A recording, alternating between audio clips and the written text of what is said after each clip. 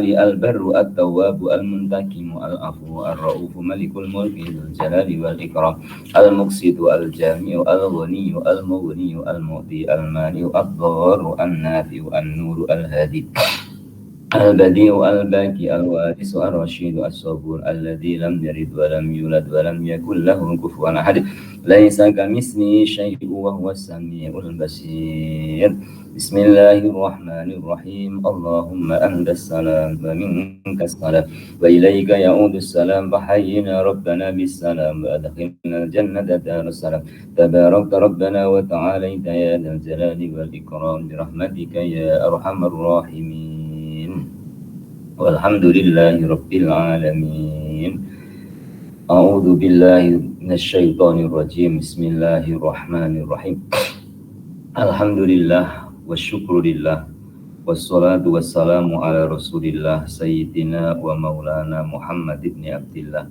وعلى آله وأصحابه ومواله لا حول ولا قوة إلا بالله أما بعد.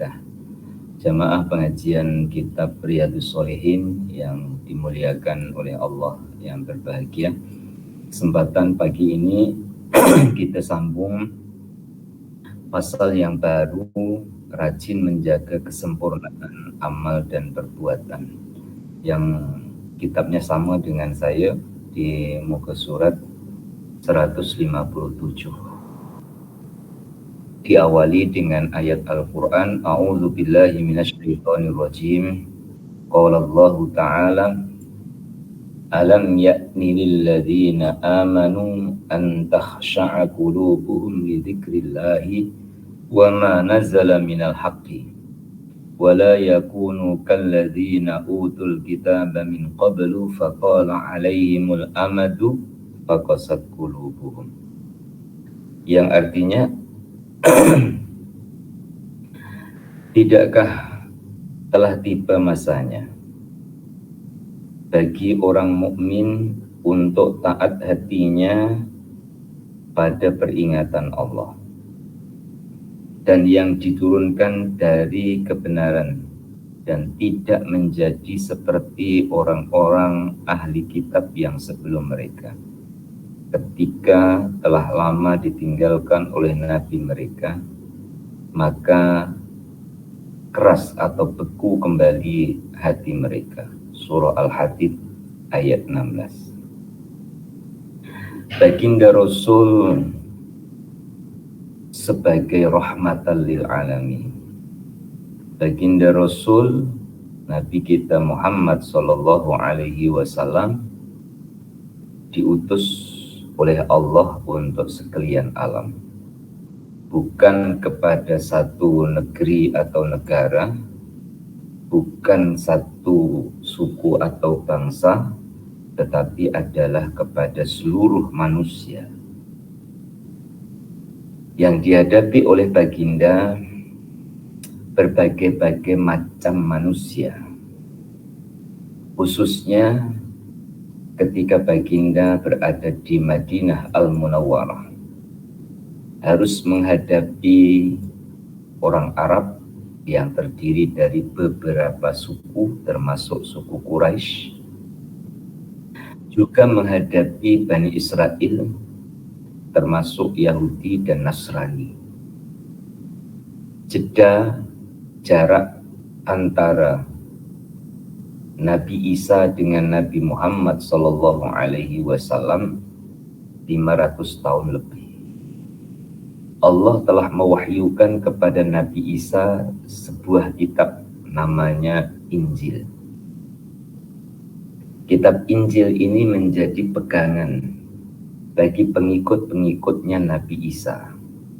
Pengikut Nabi Isa yang murni, tidak terpedaya dengan tipu daya Yahudi maupun Nasrani, namanya Hawariyin. Mereka berpegang teguh dengan kitab suci mereka, yaitu kitab Injil. Namun mereka berhadapan dengan Nasrani. Mereka berhadapan pula dengan Yahudi.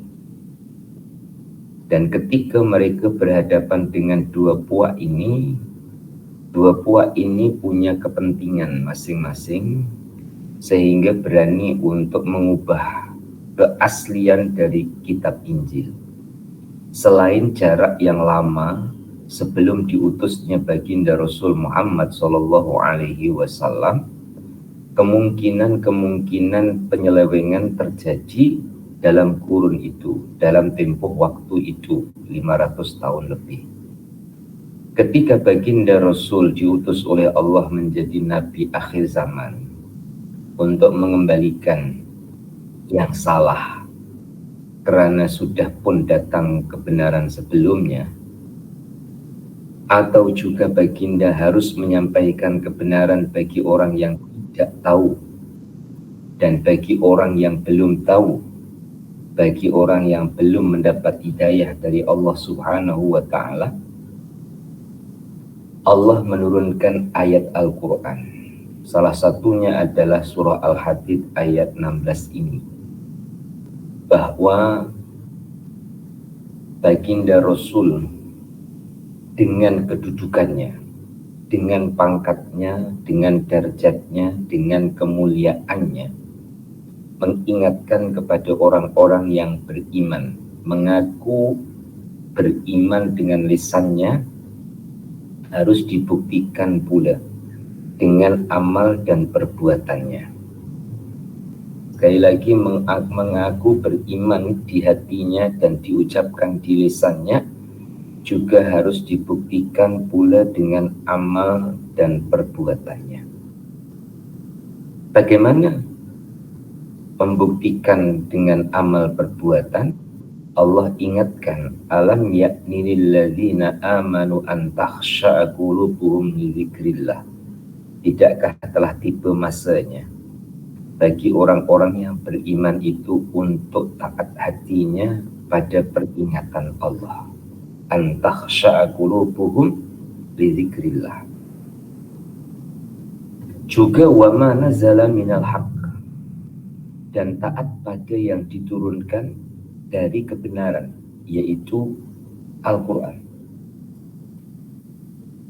Wala yakunu kalladzina utul kitab, tidak menjadi seperti orang-orang ahli kitab min qablu, yang sebelum mereka, fatala alaihimul amadu, yang telah lama ditinggalkan oleh nabi mereka, yaitu Nabi Isa yang paling dekat dengan baginda Rasul, kemudian Nabi Zakaria, Nabi Yahya, Nabi Ilyas, Nabi Ilyasa, sampai kepada Nabi Ibrahim alaihissalam. Jeda yang lama, tempoh waktu yang panjang itulah faqasat qulubuhum, mereka beku ataupun keras hati mereka karena sudah lama tidak mendapatkan peringatan. Oleh itu dalam Al-Quran Allah sebut fadzakir innama anta mudzakir, berikanlah peringatan wahai Muhammad karena engkau adalah seorang pemberi peringatan. Juga dalam ayat yang lain, fadzakir fa inna dzikra tanfa'ul mu'minin, berikan peringatan karena peringatan itu boleh memberi manfaat kepada orang-orang yang beriman. Jadi muslimin dan muslimah, pengajian kita seminggu sekali untuk membaca kitab Riyadhus Shalihin atau pengajian hatiku yang semalam, mohon maaf sebesar-besarnya saya dengan kesibukannya lupa tak beritahu untuk tidak dapat diadakan pengajian hatiku. Peringatan-peringatan yang kita dengar melalui majelis ilmu dan pengajian ini salah satu di antara jalan untuk melembutkan hati kita. Berkahnya itu hati keras boleh jadi lembut. Faham itu bukan tak penting, tapi berada dalam majelis itu yang lebih penting. Karena berada dalam majelis itu terdiri dari beberapa orang yang kita tidak tahu imannya setinggi mana ataupun imannya itu tahap seberapa, berbeza-beza. Tetapi mau bersama Dengan kebersamaan dalam majelis ilmu dan pengajian inilah turunnya sebuah keberkahan juga hidayah dari Allah Subhanahu wa Ta'ala. Tentang kefahamannya, ini adalah anugerah yang berikutnya. Karena boleh jadi saat mengaji belum faham, setelah ngaji jadi faham. Kok bisa begitu? Iya, dan ini terbukti. Ya. Pada saat saya mengaji itu, salah satu nasihatnya Pak Kiai adalah yang penting kamu menulis, yang penting tulis saja. Ya. Paham kemudian. Setelah tulis yang penting kamu hafal. Ternyata ketika Allah Subhanahu wa Ta'ala mendudukkan kita sebagai orang yang harus menyampaikan sebagian ilmunya Allah yang diberikan ke kita akan belajar. Akan tambah belajar, kemudian kita akan paham. Jadi fahamnya itu difahamkan oleh Allah Subhanahu wa Ta'ala selepas mengaji. Dan ini juga doa yang kita ikuti dari doanya Nabi Musa. Rabbi shrahli sadri wa yassir li amri wahlul 'uqdatam min lisani yafqahu qawli. Ya.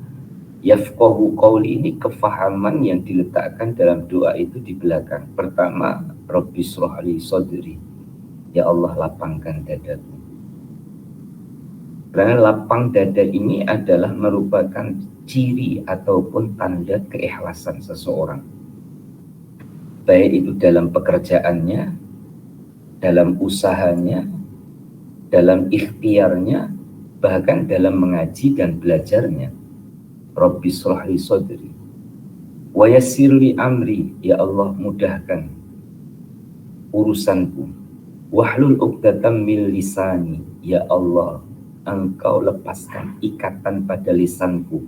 Artinya lisan ini jika digunakan untuk berbicara, fasih dan mudah untuk didengar oleh orang yang diajak bicara. Baru yafqahu qawli. Berikan kefahaman atas ucapan yang aku sampaikan. Jadi muslimin muslimah jamaah pengajian kitab Riyadhus Shalihin, ayat yang sedang kita jumpai, ayat pertama yang sedang kita hadapi di pasal ini, ya, tentang harus dibuktikan iman itu dengan perbuatan.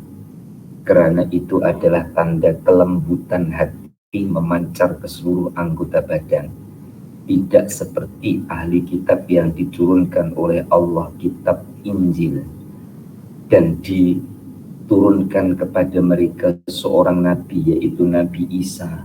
Tapi dengan jarak yang lama ditinggalkan oleh Nabi Isa, belum ketemu Nabi lagi, melainkan setelah 500 tahun diangkat oleh Allah Nabi akhir zaman baginda Rasul Muhammad SAW. Hatinya beku, hatinya keras, sulit untuk terima kebenaran. Walaupun itu adalah ahli kitab, alladzina utul kitab. Sedangkan orang-orang yang beriman di bawah pimpinan baginda Rasul Muhammad SAW, insya Allah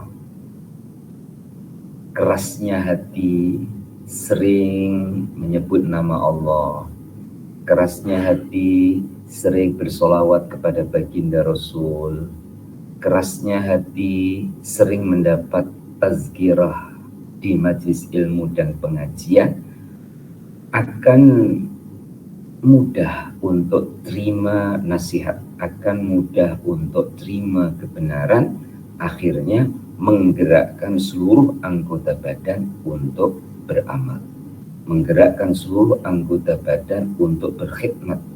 Berkhidmat kepada siapa? Kepada Allah. Melalui apa? Melalui tanggung jawab yang Allah Ta'ala berikan kepada kita semua, sesuai dengan tanggung jawab, sesuai dengan profesi kesibukan kita masing-masing. Diteruskan dengan firman Allah Ta'ala berikutnya, wa qala ta'ala wa qaffayna Isa bin Maryam wa atainahul injila wa ja'alna fi qulubil ladzina ittaba'u ra'fatan wa rahmah wa rahbaniyatan ibtada'uha ma katabnaha 'alaihim illa ibtigha'a ridwanillahi fama ra'awha haqqa riayatiha. Yang artinya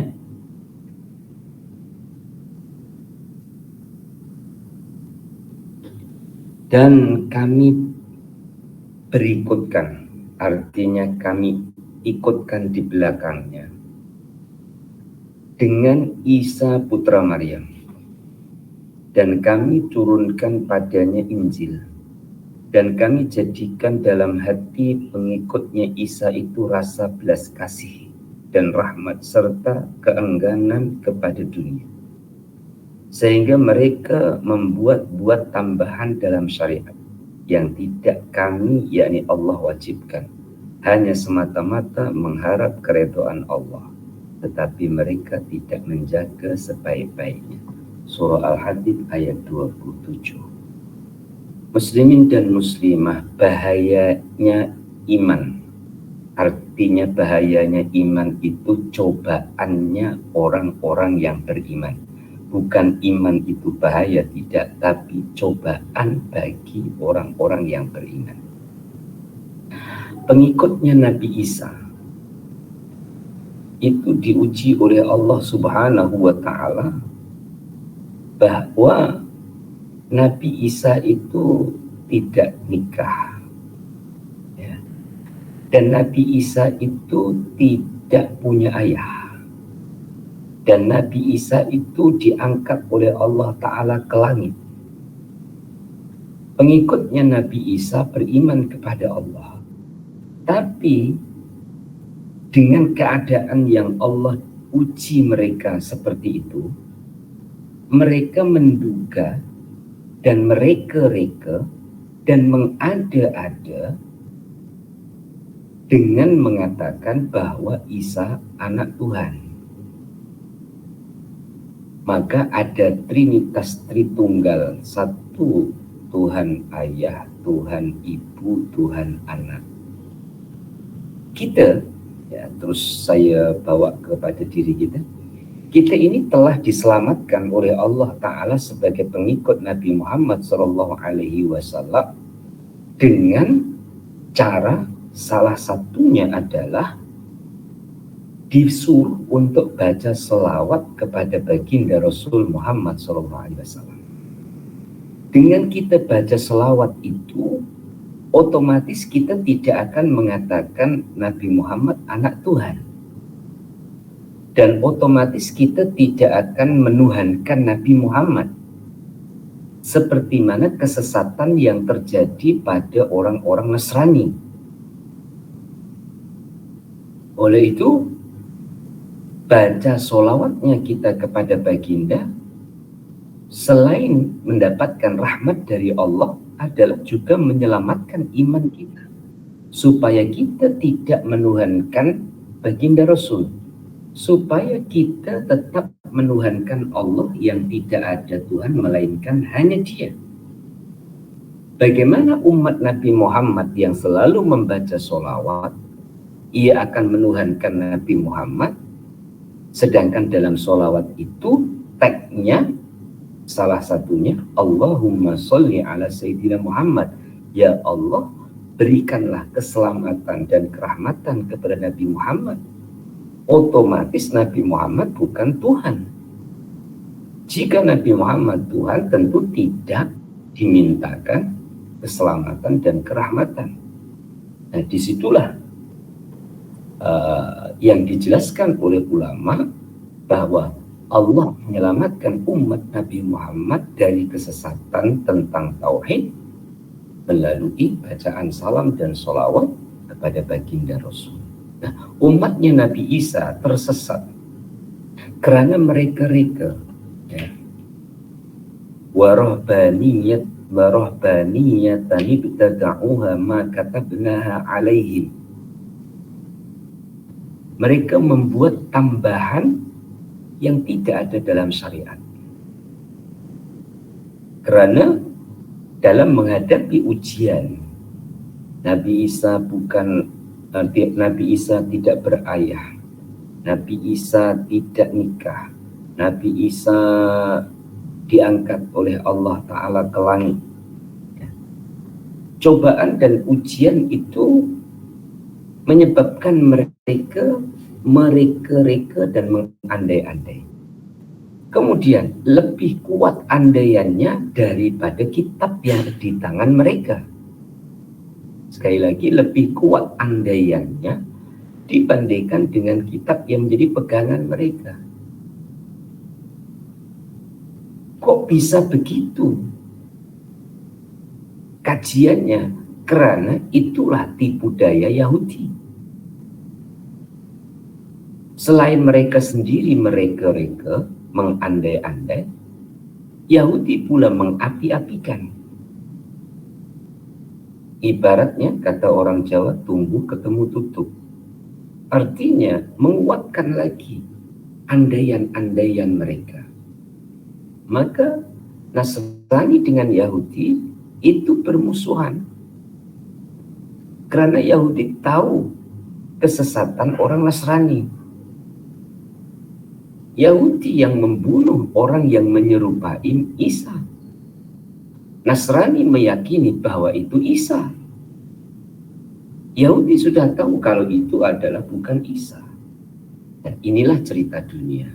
Maka Nabi penyelamat akhir zaman, dalam arti penyelamat, Nabi yang dijadikan oleh Allah Ta'ala menyelamatkan imannya orang-orang akhir zaman adalah Nabi Muhammad SAW, dan kita adalah orang-orang yang lahir dan dilahirkan oleh Allah selepas baginda Rasul Muhammad SAW, walaupun kita tidak pernah ketemu langsung dengan baginda karena kurun waktunya berbeza.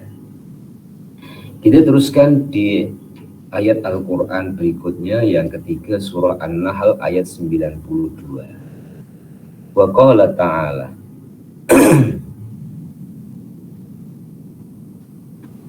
wala takunu kallati naqadat ghazlaha min ba'di quwwatin ankasa. Janganlah kamu menjadi seperti wanita yang mengurai atau melepas anyamannya yang telah teguh menjadi berantakan satu persatu. Ini bahasa kinayah, bahasa perumpamaan. Islam itu sudah kuat. Artinya kuat, dikuatkan oleh Allah Ta'ala dengan diutusnya Nabi Muhammad SAW, dan dikuatkan lagi dengan turunnya wahyu Al-Quran. Disampaikan oleh baginda kepada para sahabatnya di saat angin cobaan datang. Itu boleh jadi yang kuat menjadi lemah, yang percaya menjadi ragu, apalagi yang ragu boleh menjadi tidak percaya. Maka setiap orang dalam memegang imannya pasti akan berhadapan dengan cabaran, pasti akan berhadapan dengan cobaan, apalagi dengan zat Allah yang dengan dua mata ini tidak dapat melihat.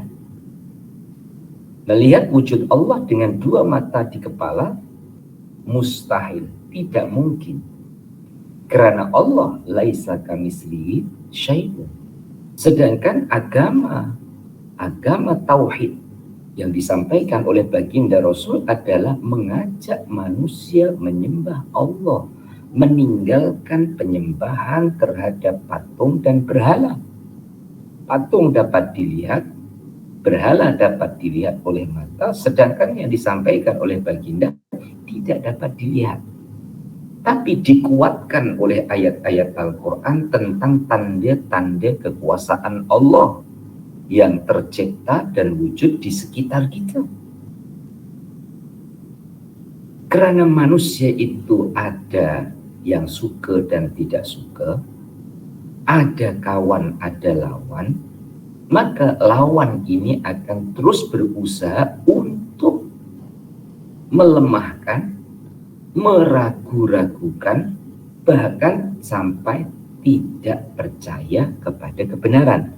Padahal kebenaran telah pun datang dan disampaikan.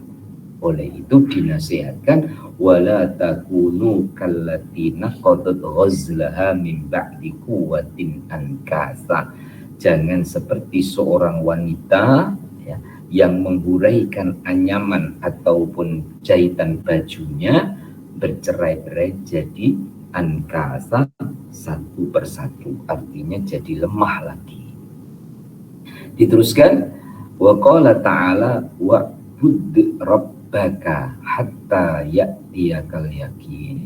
Beribadahlah kepada Tuhanmu sehingga tercapai olehmu keyakinan, yakni sampai mati. Surah Al-Hijr ayat 99. Memahami ayat ini semoga dipandu dengan hidayah Allah Subhanahu wa Ta'ala di peringkat orang awam, ya, di peringkat orang yang berada dalam perjalanan menuju kepada Allah. Ya. Wa'bud rabbaka ini adalah usaha sedaya upaya, semangat dengan kekuatan yang diberikan oleh Allah untuk menyembah Allah. Usaha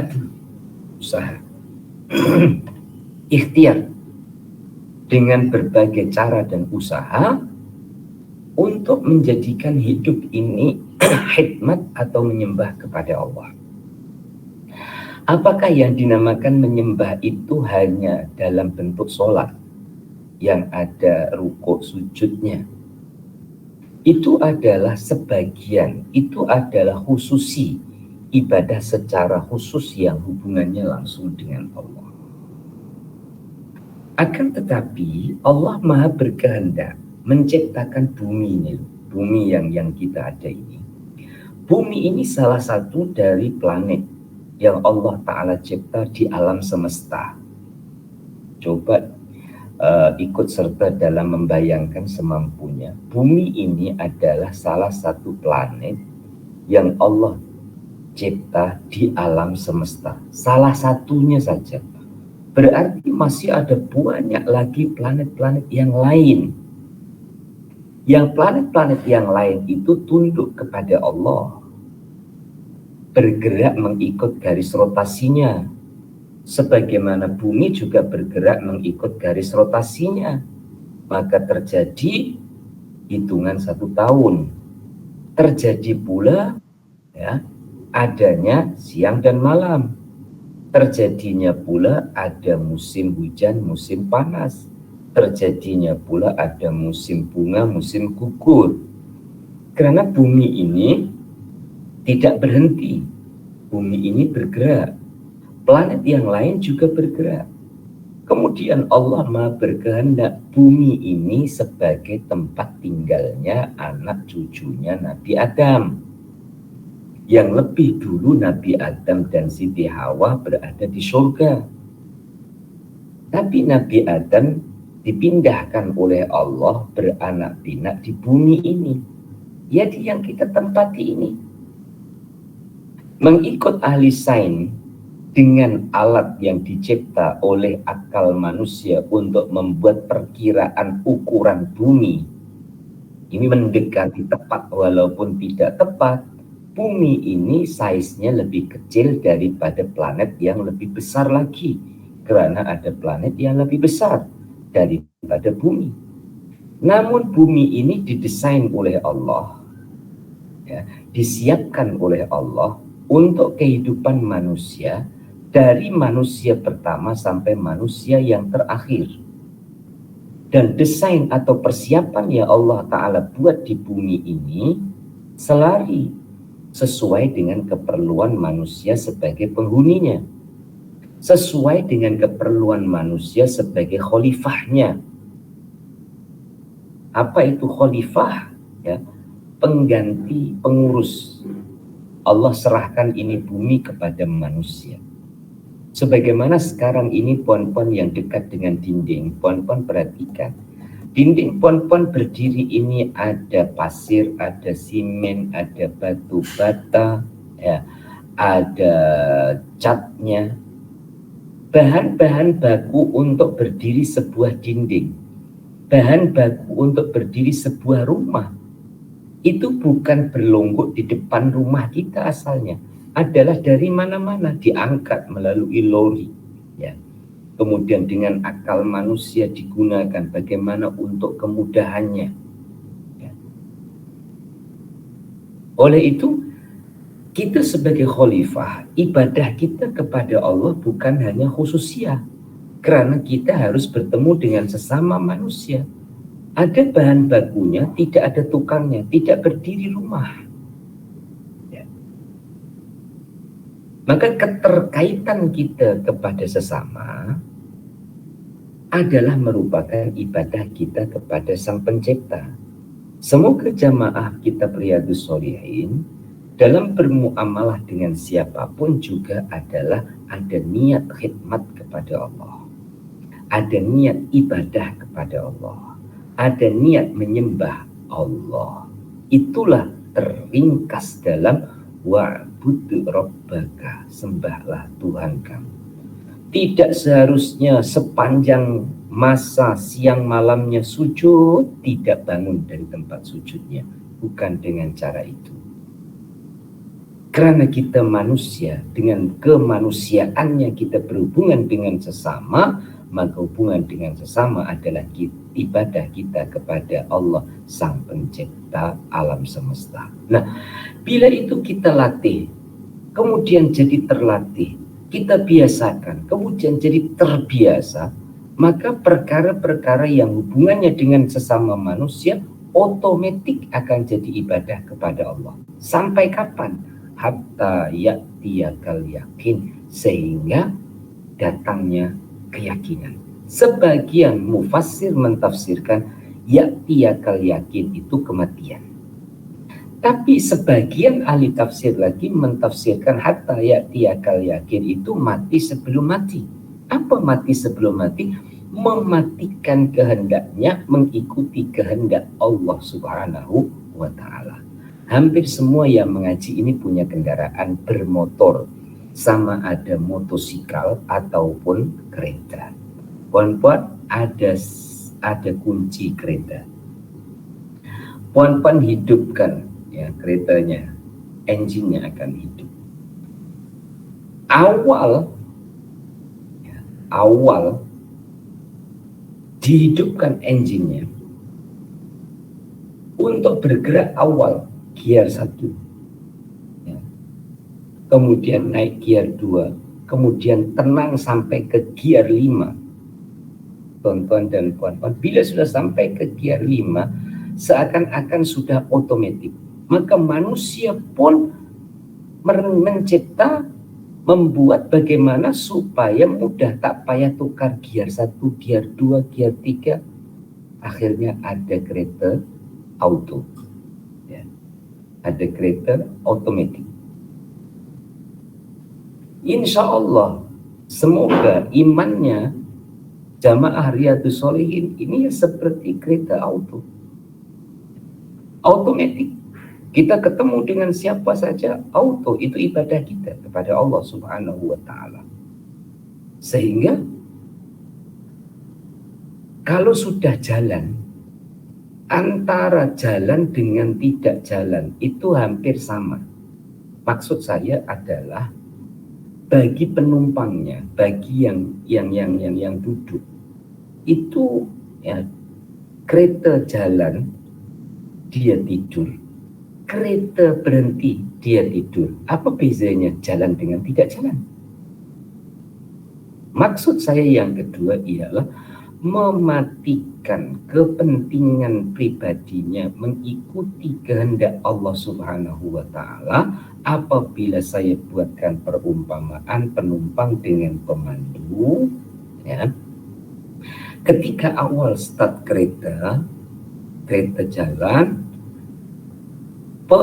penumpangnya ini sudah sangat percaya dengan pemandunya. Maka dengan kepercayaan itu, dia selesa duduk di kereta itu. Bukan hanya selesa, tapi dia boleh lena, boleh tidur dalam kereta itu.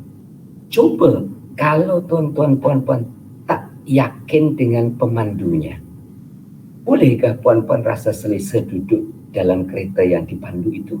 Tidak. Selesa pun tidak, apalagi tidur. Begitulah juga insya Allah kita harus selesa di bumi ini, kerana pemandunya Allah. Minta maaf saya halusi bahasa bukan pemandu, kerana penggeraknya, pemiliknya adalah Allah. Sampai mestinya kita itu tidak akan bisa tidur kalau selalu berada dalam keraguan. Nyatanya malam tadi kita tidur. Rumah kita ini bila-bila masa boleh bergoncang, boleh roboh. Kalau pada masa itu puan-puan tidur, ya, mati. Tapi karena percaya, Allah Maha melindungi, Allah Maha mencukupi. Nah, hatta ya'tiyakal yakin itu bukan menunggu ruh keluar dari jasad. Ini sebagian ahli tafsir menyampaikan demikian.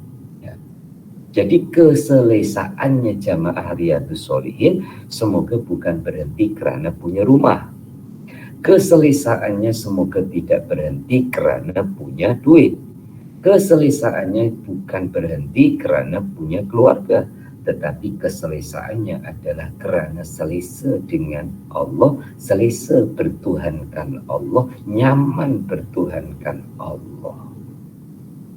Ini ayat-ayat Qur'annya. Kemudian diteruskan dengan beberapa hadis. Yang pertama, faminha hadisu Aisyah wa kana ahabbud dini ilaihi ma dawama sahibu alaihi wa qad sabaqa fil babi qablihi. Hadis ini dari Sayyidatina Aisyah bahwa Rasulullah SAW bersabda, kelakuan agama atau perbuatan dalam melaksanakan agama yang lebih disukai oleh Allah ialah yang terus-menerus dilakukan oleh orangnya, dan itu sudah pernah waqad sabaka fil babi qablihi, sudah pernah diterangkan atau disampaikan di hadis sebelumnya, yaitu pada fasal berhemat pada hadis yang pertama di muka surat 141. Nah, saya jelaskan untuk diri saya sendiri dan kepada muslimin muslimah semuanya bahwa yang dinamakan istiqomah, kalau kita mengekalkan jenisnya ibadah, bukan tujuannya ibadah, itu sulit. Saya buatkan contoh. Puan-puan sholat tahajud jam 2 malam. Setiap 2 malam tahajud. Sulit tak? Sulit, ya. Kadang boleh jadi sebelum, boleh jadi sesudah. Apakah yang dinamakan istiqomah itu sentiasa jam 2? Tentu tidak. Kita tingkatkan lagi, apakah yang dinamakan istiqomah itu selalu tahajudnya? Mungkin iya, walaupun waktunya berubah-ubah. Kemudian dikembangkan lagi, kalau yang dinamakan istiqomah itu adalah tahajudnya, tuan-tuan dan puan-puan pasti ada masa terlepas. Dari sekian ini termasuk yang berjaga. Ada masanya terlepas. Allah kasih hadiah. Hadiah tidur nyenyak. Terlepas. Apakah yang seperti itu tidak istiqomah? Karena terlepas, dan itu terlepasnya adalah Allah menghendaki supaya hambaku ini tidurnya nyenyak karena semalam pekerjaannya banyak, umpama begitu. Maka dikembangkan dan diluaskan. Istiqomah berterusan ini memang berawal dari pengaturan waktu. Maka sholat wajib itu diatur di dalam waktu. Ada waktunya. Subuh, zuhur, asar, maghrib, isya. Karena awal istiqomah diatur dengan waktu. Ya. Yang kedua adalah diatur dengan jenisnya. Maka dibezakan oleh Allah Ta'ala juga 2 rakaat, 4 rakaat, 3 rakaat. Itu kalau kita oplos, artinya kita tukar, ya, subuhnya 4 umpamanya, zuhurnya 2, ya tidak boleh. Karena memang jenis ibadahnya adalah memang beda. Baru yang ketiga, setelah diatur waktu, diatur dengan jenisnya ibadah itu adalah tujuannya. Ya, tujuannya. Apa tujuannya? Kemana tujuannya? Tujuannya lain tidak lain adalah kepada Allah. Oleh itu setelah melepasi tahap 1, mengatur waktu supaya istiqomah, mengatur jenis amalan supaya istiqomah, tingkatkan kemana dibawa, kepada siapa dibawa. Karena mengatur waktu boleh meleset. Artinya boleh meleset ini boleh berubah-ubah. Mengatur jenis itu juga boleh berubah-ubah. Ya. Kita membuat rencana, belum tentu yang kita rencana itu terjadi. Kita membuat rencana jenis ibadah. Contohnya pukul 9:30 mengaji Riyadhus Shalihin atau mengaji hatiku. Ternyata ada urusan yang baru datang yang boleh mengcancelkan, ya, yang kita rencanakan. Apakah kita harus kecewa? Memang sifat manusia adalah ada kecewa, tapi ada obatnya. Sebagaimana tiap penyakit ada obatnya. Apa obatnya? Obatnya adalah tujuan dari segala yang kita lakukan, baik mengaji Riyadhus Shalihin, baik hatiku, baik baca Quran sendiri, ataupun baik melayani tamu yang tiba-tiba datang tanpa diundang, baik itu adalah urusan yang baru datang. Itu semua muaranya satu. Di lapisan yang ketiga tadi, muaranya adalah khidmat kita kepada Allah. Maka insya Allah siang malamnya istiqomah menyembah Allah. Tuhannya di waktu siang Allah, Tuhannya di waktu malam Allah, Tuhannya di saat senang Allah, Tuhannya di saat susah Allah, Tuhannya saat cukup Allah, Tuhan saat kita diuji dengan kurang Allah. Istiqomah menuhankan Allah. Ini lapisan yang ketiga, ya, didahului dengan lapisan 1, mengatur waktunya, mengatur jenisnya, kemudian membawa kemananya alam itu dilakukannya. Yang kedua, wa an Umar bin Khattab radhiyallahu anhu qala qala Rasulullah sallallahu alaihi wasallam, man nama an hizbihi minal laili aw an syai'in minhu faqara'ahu ma baina sholatil fajri wa sholatiz zuhri kutiba lahu ka'annama qara'ahu minal laili. Rawahu Muslim. Dari Sayyidina Umar Ibnu Khattab radhiyallahu anhu, bahwa baginda Rasul bersabda, siapa yang ketiduran dari membaca hizib, yakni bacaan ataupun darusan. Artinya bacaan atau darusan itu amalan yang diamalkan di waktu malam, kemudian dibacanya di waktu pagi. maka seolah-olah telah dibacanya di waktu malam itu. Diriwayatkan oleh Imam Muslim. Catatannya, asalkan kelambatan itu bukan disengaja, maka rahmat Allah masih dapat menilainya bersamaan dengan kalau dibacanya pada waktu yang tetap dibiasakannya itu. Titik. Saya jelaskan dan semoga Allah mudahkan.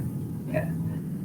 Ini ada hubungannya dengan yang telah saya sampaikan awal, bahwa menuju istiqomah dalam pengaturan waktu.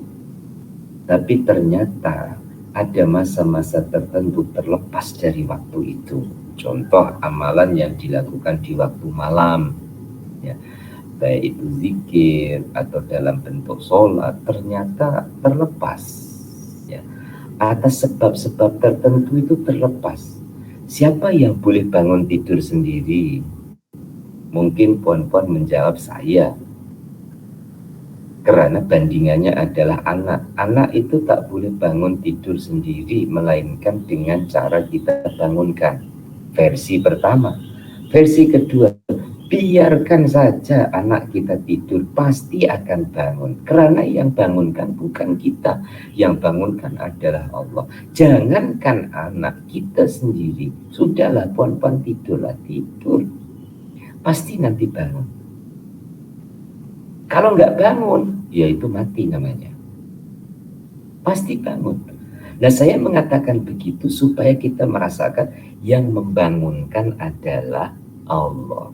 Tentang wasilah, perantara, di set jamnya, dipesankan kepada orang lain, ya nanti tolong bangunkan saya jam 3 ya, umpama. Itu adalah wasilahnya. Tapi pada hakikatnya yang membangunkan kita itu adalah Allah. Ternyata di satu malam Allah nggak bangunkan kita. Allah yang nggak pernah tidur itu kan selalu perhatikan kita. Kita sehat ya diperhati oleh Allah, kita sakit ya diperhati oleh Allah. Kita sibuk ya diperhati oleh Allah, kita lapang ya diperhati oleh Allah. Kita penat ya diperhati oleh Allah, kita sehat ya diperhati oleh Allah. Allah perhatikan hambanya, ini hambanya penat sangat. Karena dari pagi ada urusan 1, 2, 3 sampai malam pun begitu, ya, puan-puan. Sehingga begitu meletakkan kepala di atas bantal, tak sampai 2 menit sudah lelap, ya. Dan itu panjang, ya, panjang. Sampai terlepaslah amalan-amalan yang biasa dilakukan di waktu malam. Kemudian tidak dengan kecewa, ia hadapi keadaan itu, karena ibadahku malam tadi adalah tidurku. Loh, tidur kok ibadah? Iya, tidur itu meninggalkan maksiat, otomatis ibadah. Ya. Maka kadang salahnya kita, sorry bukan kata salah yang saya pakai, maksudnya kurang tepatnya kita itu merasakan kalau tidur tidak ibadah. Salahnya atau kurangnya kita, kurang tepatnya kita itu merasakan kalau kita dapat sholat itulah ibadah. Sebenarnya dihalusi dan diluaskan cara berpikirnya, semuanya bisa jadi ibadah untuk orang-orang yang beriman kepada Allah, karena tidak ada saat yang dia lalui melainkan tujuan hidupnya adalah menyembah Allah. Jadi yang terlepas di waktu malam kemudian dilakukan di waktu siang, ya, dilakukan di waktu siang antara subuhnya sampai zuhurnya, ya, ma baina sholatil fajri wa sholatil zuhri kutibalahu ka'annama qara'ahu minal lail. Tetap dicatat oleh malaikat itu adalah amalan yang dilakukan di waktu malam. Artinya tetap terjaga istiqomahnya. Yang ketiga, wa an Abdillah bin Amr bin al-As radhiyallahu anhu qala li Rasulullah sallallahu alaihi wasallam, ya Abdullah, la takun misla fulanin kana yakumul laila fataraka qiyamal laili, muttafaqun alaih. Dari Abdullah bin Amr bin As, beliau berkata bahwa Rasulullah memberitahu pada saya, hai Abdullah, jangan engkau seperti si fulan, tadinya suka bangun sholat malam kemudian meninggalkan bangun malam. Diriwayatkan oleh Imam Bukhari dan Muslim ya. Hadis ini tentu menjadi peringatan di mana pengaturan waktu dan jenis amalan harus direncanakan. Insya Allah setelah direncanakan, diusahakan. Setelah diusahakan, ya diserahkan kepada Allah. Tapi harus ada pengaturan terlebih dulu dan ada perencanaan dan ada usaha ataupun ikhtiar untuk melaksanakan. Selebihnya adalah kehendaknya Allah Subhanahu wa Ta'ala. Maka kadang terlepas, tapi bukan karena mengabaikan, tapi karena keadaan. Dan nanti tetap ada keinginan. Maka yang disampaikan dalam hadis ini adalah kana yakumul lail fataraka qiyamal lail. Dulunya qiyamul lail, kemudian meninggalkan. Ini ada unsur kesengajaan. Semoga Allah Ta'ala selalu mengingatkan kita, ya, ada perencanaan, ada kuasa, ada ikhtiar, kemudian Allah mudahkan. Keempat, wa an Aisyah radhiyallahu anha qalat kana Rasulullah sallallahu alaihi wasallam idza fatathu sholatu minal laili min waja'in aw ghairihi shalla minan nahari sintai asaro rakaatan. Wa Muslim. Dari Sayyidatina Aisyah radhiyallahu anha, beliau berkata bahwa Rasulullah sallallahu alaihi wasallam biasa jika terhalang oleh sakit atau lainnya untuk sholat malam, maka dikerjakannya atau diqodokkannya sholat itu di waktu siang dengan 12 rakaat. Diriwayatkan oleh Imam Muslim. Catatan supaya pahala yang biasa didapat atas amal itu tidak hilang sama sekali, maka dibayarnya walau tidak pada waktu yang biasa itu karena terhalang.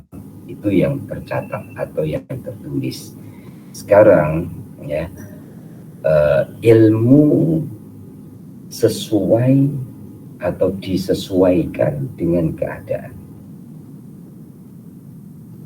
di mana manusia itu ada yang mengendalikan, tapi manusia juga diberi pilihan.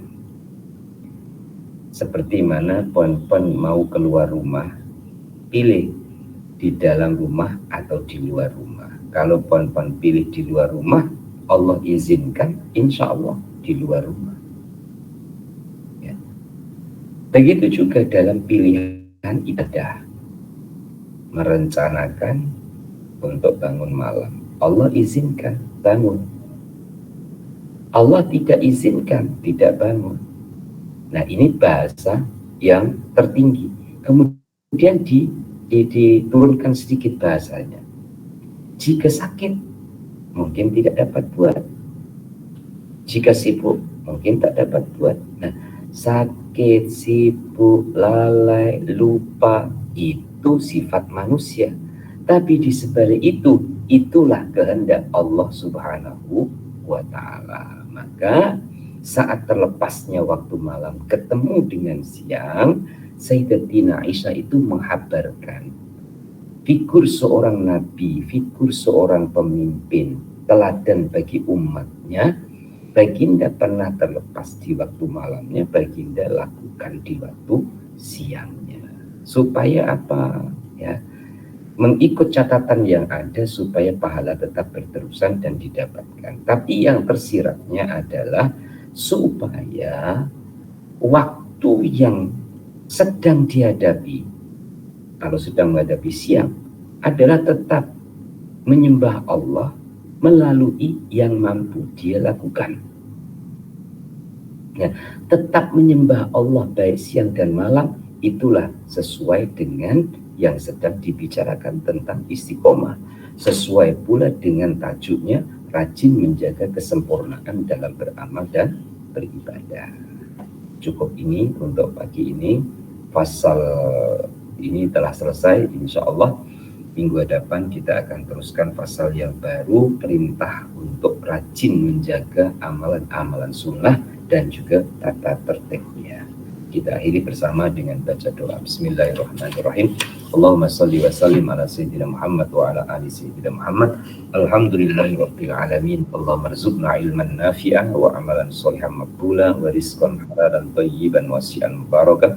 Allahumma ja'alna minal ladzina yastami'una al-qawla fayattabi'una ahsanah birahmatika ya arhamar rahimin. Rabbana atina fid dunya hasanah wa fil akhirati hasanah wa qina adzabannar. Wa sallallahu ala sayyidina Muhammad wa ala alihi washabbihi wasallam. Alhamdulillahirabbil alamin.